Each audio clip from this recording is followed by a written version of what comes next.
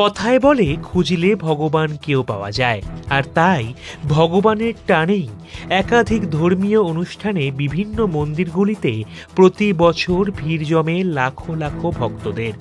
তবে এই সকল অনুষ্ঠানে যারা বয়সের ভারে বা নানাবিধ কারণে সেই সকল মন্দির দর্শনে যেতে পারেন না, তাদের কথা মাথায় রেখে এবার বিলকান্দা ১ গ্রাম পঞ্চায়েতের উপপ্রধান প্রবীর দাসের সৌজন্যে বৃহস্পতিবারের শুভ সন্ধিক্ষণে দাঁড়িয়ে এলাকার সকল নাগরিকদের সাথে নিয়ে মা তারা, মহাদেব এবং গ্রহরাজ মন্দিরের শুভ দ্বারোদ্ঘাটন পর্ব অনুষ্ঠিত হল পুরোহিত মহাশয়ের বৈদিক মন্ত্রোচ্চারণ, হোমযজ্ঞ এবং নাম সংকীর্তনের মধ্য দিয়ে। এদিনের সান্ধ্যকালীন অনুষ্ঠানে উপস্থিত ছিলেন খড়দহ বিধানসভার বিধায়ক তথা রাজ্যের ভারপ্রাপ্ত কৃষিমন্ত্রী মাননীয় শোভনদেব চট্টোপাধ্যায়, দমদম লোকসভা কেন্দ্রের সাংসদ মাননীয় সৌগত রায় সহ পঞ্চায়েতের সকল সদস্য ও সদস্যবৃন্দ। তবে এই মন্দিরের সবচেয়ে অন্যতম তথা উল্লেখযোগ্য বিশেষত্ব হল একজন সংখ্যালঘু শিল্পীর হাতেই ধীরে ধীরে গড়ে উঠেছে এই অপরূপ দেবালয়, যা অন্যতম ঐক্যের বার্তা বহন করবে বলেই বিশ্বাস উপপ্রধান প্রবীর দাসের। গ্রামের মানুষের দীর্ঘদিনের চাহিদা ছিল, এই মোড়ের মাথায় একটা পুরনো মন্দির ছিল অ্যাডভেস্টারে। তো গ্রামের মানুষের চাহিদা যে মোড়ের মাথায় একটা ভালো মন্দির হোক। এখানে অ্যাকচুয়ালি মন্দির ছিল হচ্ছে শিব ঠাকুরের এবং বড় ঠাকুরের। আমার গ্রামের মানুষও বললো একটা মায়ের মন্দির, এই মোড়ের মাথায় কালী পুজো হয় না। আমাদের যখন মায়ের মন্দির হয়, পাড়ায় অনেক কালী পুজো হয়, এখানে তারা মায়ের মন্দির হোক। তা তারা মায়ের মূর্তি রাখা হয়েছে এবং তৎসহ বাবা ভোলেনাথ এবং গৌরাজ বড় ঠাকুরের প্রায় 1-1.5 বছর ধরে এই মন্দির তৈরি করতে সময় লেগেছে।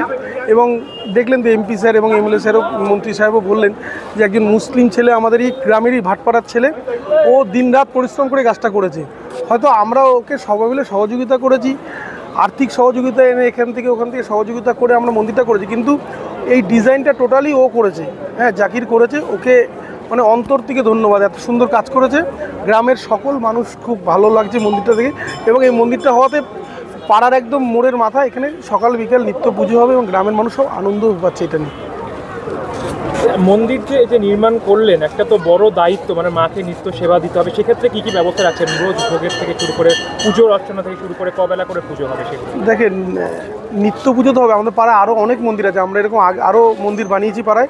2 বেলা পুজো হয়, ব্রাহ্মণ দিয়ে পুজো হবে, নিত্য পুজো হবে এবং ধার্মিকভাবে যে যে কাজ করতে হয় সেইভাবে নিষ্ঠার সাথে পুজোটা হবে। আজকে অনুষ্ঠান সূচি কী কী রয়েছে এই উপলক্ষে? আজকে তো মানে কালকের দিকে হোমযজ্ঞ হয়ে মায়ের মূর্তি স্থাপন হলো এবং প্রতিষ্ঠা হওয়ার পরে মন্দির প্রতিষ্ঠা হলো।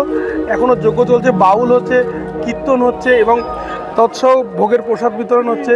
আবার 29 তারিখ এখানে রাত্রির 12টা-1টা অবধি মিডনাইট ফাংশন আছে এবং 6 তারিখ আমাদের পুরো এই অঞ্চল জুড়ে প্রসাদ বিতরণ করা হবে।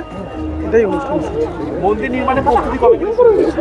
এটা শুরু হয়েছিল আমাদের হচ্ছে 24 সালের জানুয়ারি মাস থেকে, বুঝেছেন?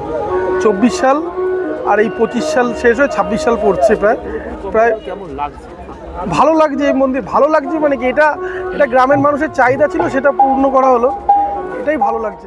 এদিন পুজোর পাশাপাশি অসংখ্য ভক্তদের হাতে তুলে দেওয়া হলো পুজোর প্রসাদ স্বরূপ ফল, খিচুড়ি, মিষ্টান্ন সহ একাধিক সামগ্রী।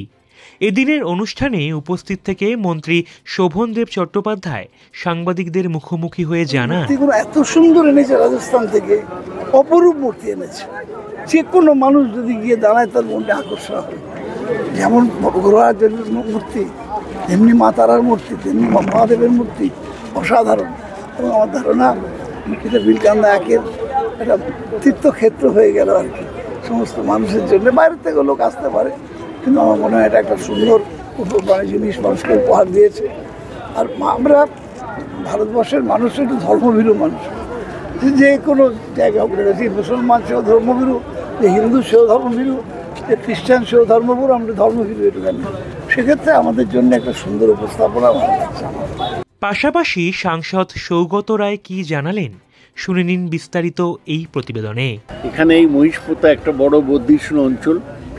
এখানে 3জন ঠাকুরের, মা তারা,